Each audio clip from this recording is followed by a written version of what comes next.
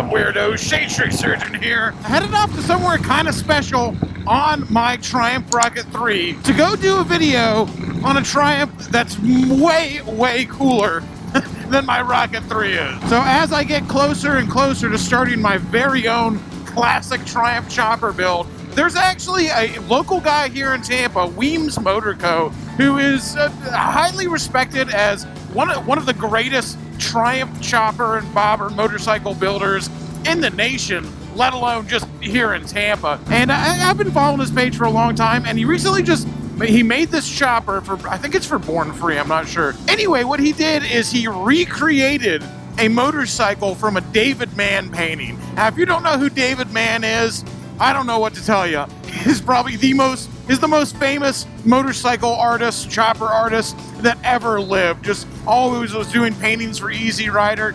Mostly Harley Davidsons. He only ever painted 2 Triumphs ever. And this guy painted hundreds upon hundreds of paintings. 2 Triumphs and all those. And my boy Weems Motor Co. built one of them. Directly from a painting, he built this motorcycle, and that's what we're going to check out today.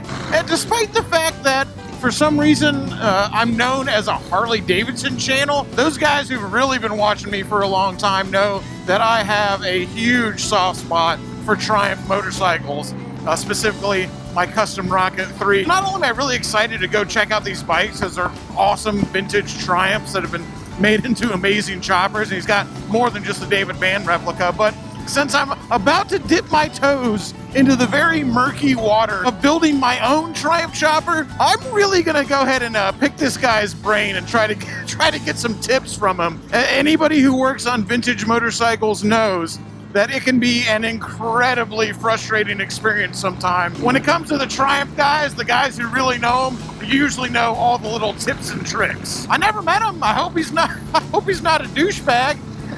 Although, I mean, he builds beautiful motorcycles, so he's got that going for him at least. Anyway, he can't be more of an asshole than me.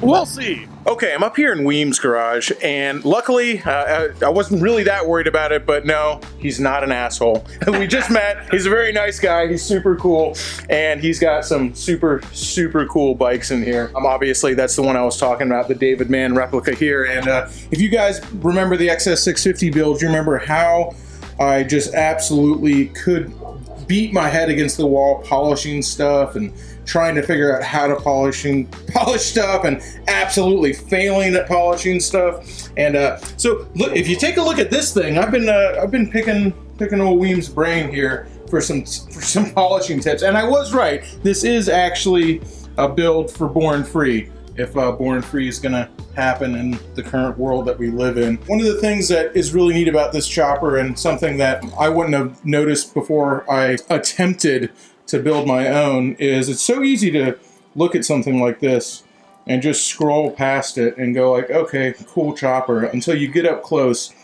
and you look at it and you see that literally every single thing on this bike is flawlessly perfect. And until you've tried your very hardest to make something perfect and failed, you will not appreciate what perfect looks like. Not until you failed at it. If you just make something perfect the first time, you won't appreciate what perfect is either. Until you failed, until you look at this and you realize how hard it must have been to do this, you'll never, ever, ever appreciate it. And I myself was in that camp a mere couple of years ago, and now I'm in the camp of, please let me try harder.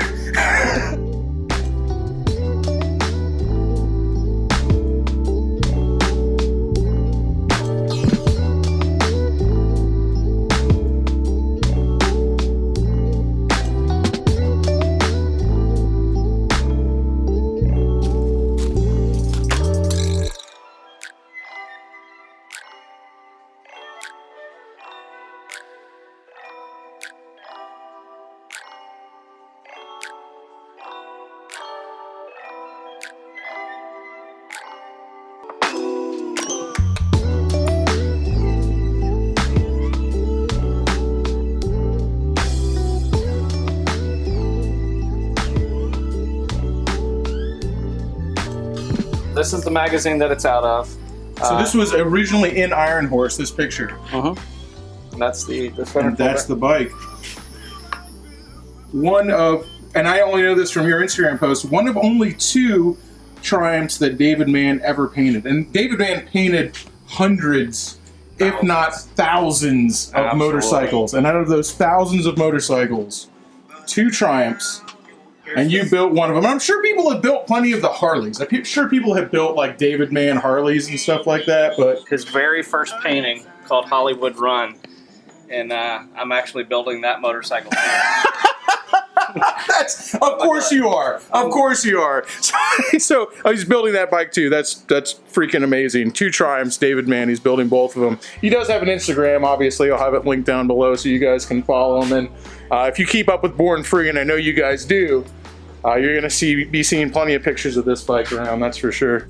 This one right here, I was talking to him on the phone about it. This was actually part of the Roland Sands challenge. Roland Sands put out a challenge on Instagram when the virus first started called the Corona Bike Build-Off. And you built this whole bike. What year is it? 1952. It's a 52 Triumph pre-unit. If you guys don't know the difference between a pre-unit and a unit Triumph, I think it was like pre-64, right? 1963 they changed. So 1960, this is like a Harley Davidson where it has a divorced transmission where you can take it out, it's separate from the engine. They're actually 2 separate pieces. And again, I'm just saying like a Harley Davidson because most of you guys watching are just kind of familiar with the way a Harley Davidson primary works and a transmission works. And this works just like this, but after 1964, they went to a unit style. And you built this literally with parts you had lying around. That was the thing you told me. You didn't spend any money on it. That was it, man. I took 14 days and dug boxes of junk out, bolted it together, and kept my fingers crossed that it would work. And it does. Okay, there you go. A running motorcycle from boxes. And you want to talk about a bike that deserves the title of Corona Bike Build-Off? This is it right here.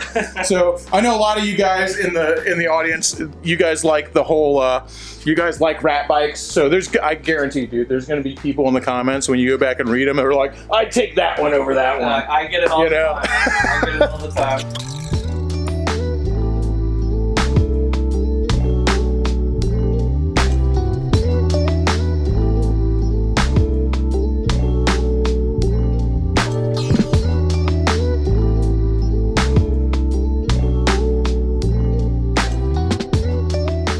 1952. 1952. And here it sits in the year 2020 during the global pandemic. Once again, a running motorcycle.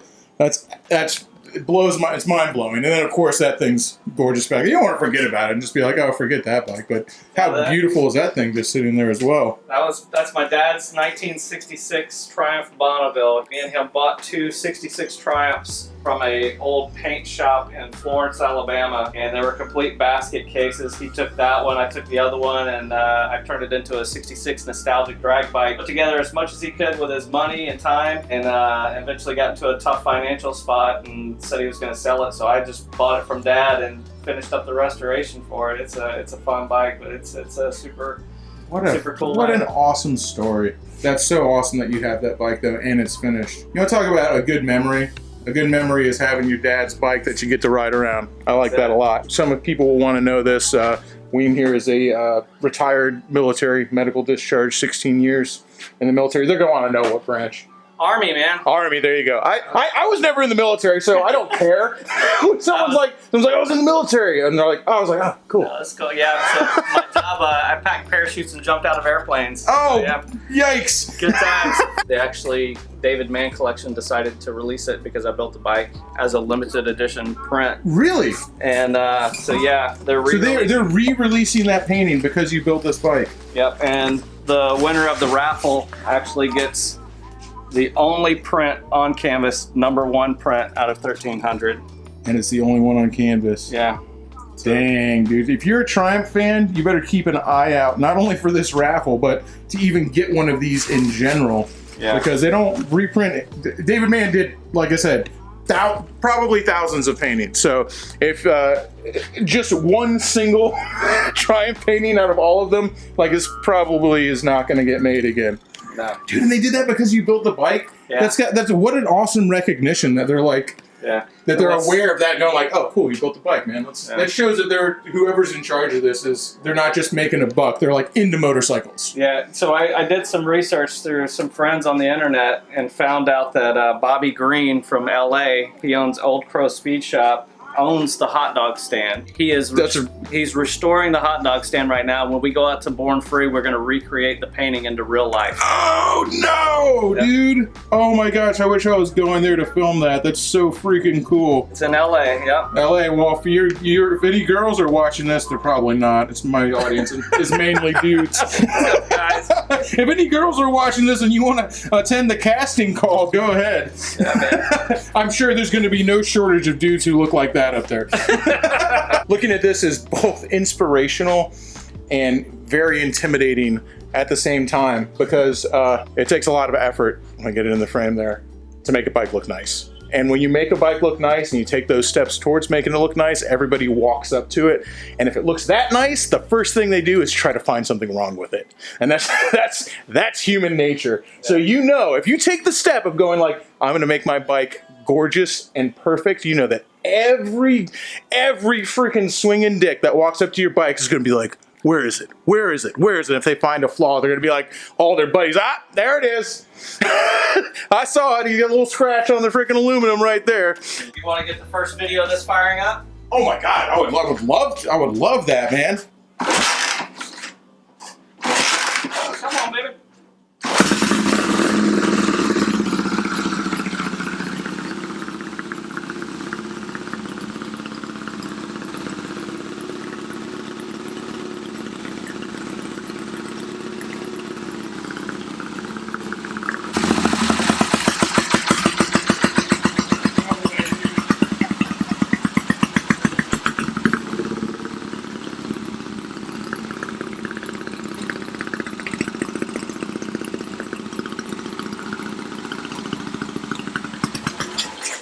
Dude, go, friend. Too freaking cool, man. That's what I call performance art. All right, so you guys want to take a step back and say something really nice now. So this bike is he just told me this off camera. He wasn't even saying this to the camera.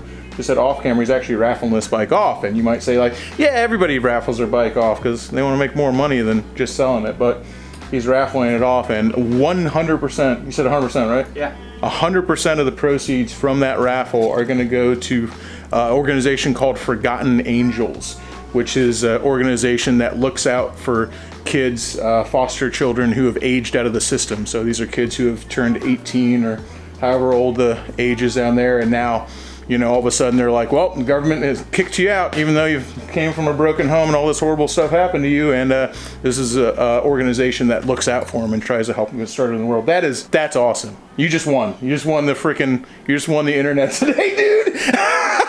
No way. It doesn't even seem real. Who raffles off this and doesn't keep a dime from it? Yeah, man. It's I know. Don't be. I'm sure. I'm like you're like, okay, chill. Yeah. But I'm truly amazing. I'm not even doing this for the camera. That's absolutely freaking amazing. They're doing some amazing things over there for these kids, man. And I brought a few of them over to actually help work on the bike and polish parts and put pieces on and stuff. So I wanted to make them a part of the. Who are you?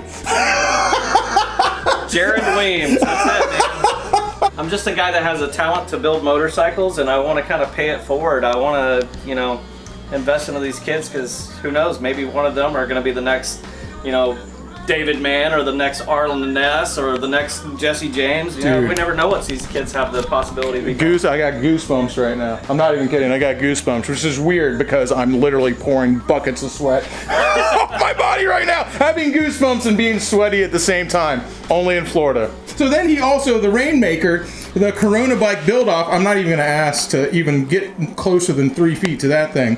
But he said I can ride this thing. And you better believe when someone says I can ride, this will be the oldest motorcycle I've ever ridden. When somebody says, hey, you want to ride around a motorcycle from 1952? Your boy Shade Tree Surgeon is going to go, yes, please. So Weems was just telling me that this bike, tell me the story behind this bike, how it sat for literally 50 years with those tires on it and like no top end and just like an absolute basket case until he put it together for the Corona bike build off. If you can ride this bike around, you can survive coronavirus, okay? So when people say you got to tickle the carb, what does that mean? Walk me through it, man. I'm a newbie. All right, obviously you turn on the petcock first, but right here on the old anal monoblock carburetor is a little button right here. Mm-hmm. And when you push it down, it actually pushes the float down inside the carburetor, allowing the fuel to come in and flood the carburetor to fill the bowl up. So that's what they call tickling. You end up getting a little bit of gas on your finger. So you hold it down, and you see the gas starting to come on your finger. Usually what I do is the second pump, I'll give it about a quarter throttle. That way a little bit of the fuel goes in through the intake. Yeah. And same thing. Once you got that. There you go. So Weed eater. I know a guy, old friend of mine who does Triumph stuff too, named Joel. So you might even be watching this right now.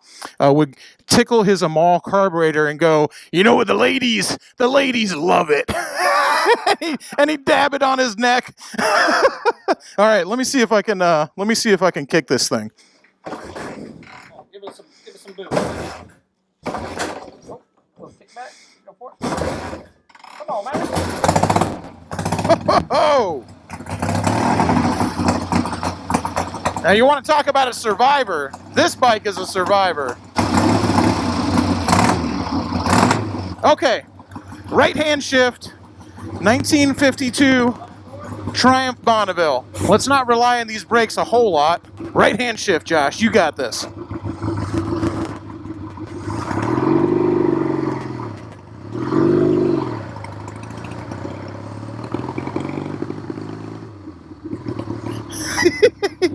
Oh man, 1952, and I'm riding this motorcycle around, and it's not even like it's a restored 1952. Like Weems, it's not Weems, it's Weems. Oh yeah, those brakes are just pretty much just a suggestion. He just threw this thing together with parts, didn't rebuild anything, just made it run again. I am literally riding around a motorcycle that was last running over 50 years ago. Just like this. That's such a cool feeling. It's also a very sketchy feeling, but a very cool one as well. Oh, this makes me so excited to make my own Triumph.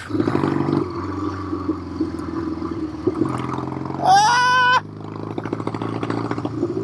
Oh, this is cool, man. This is cool. Old hardtail 1952 Triumph. Yeah, let's go and say no front brake. Not even a suggestion anymore. It was a suggestion at first. Now it's, I don't think it could keep it from rolling backwards on a hill. Oh, I'm already setting off freaking car alarms in his neighborhood. I'm sorry, dude. Old motorcycles are so much fun. I'm gonna give them one more pass by before I come back around. These tires are literally 50 years old, so I'm really not trying to get up to too much speed here. I'll tell you, anybody who looks at a Triumph and is maybe worried about the right-hand shift. I mean, I ride a lot of odd motorcycles, especially a lot of odd shifting motorcycles.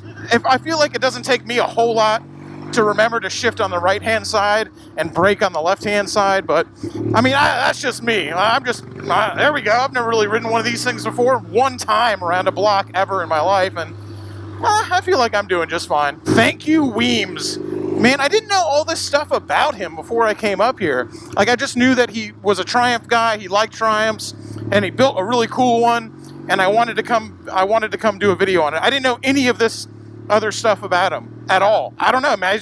I guess guys who are like that don't need to brag about it. They don't need to crow it from the rooftops. They don't need to tell everybody how awesome they are and what a philanthropist they are and what good things they do, because you look at his Instagram, none of that stuff is on there. He just was kind of brought it up in random conversation. He wasn't even bragging about it. Now I'll brag about it for him. Okay, I'm gonna brag about it for him because he's not gonna do his bragging.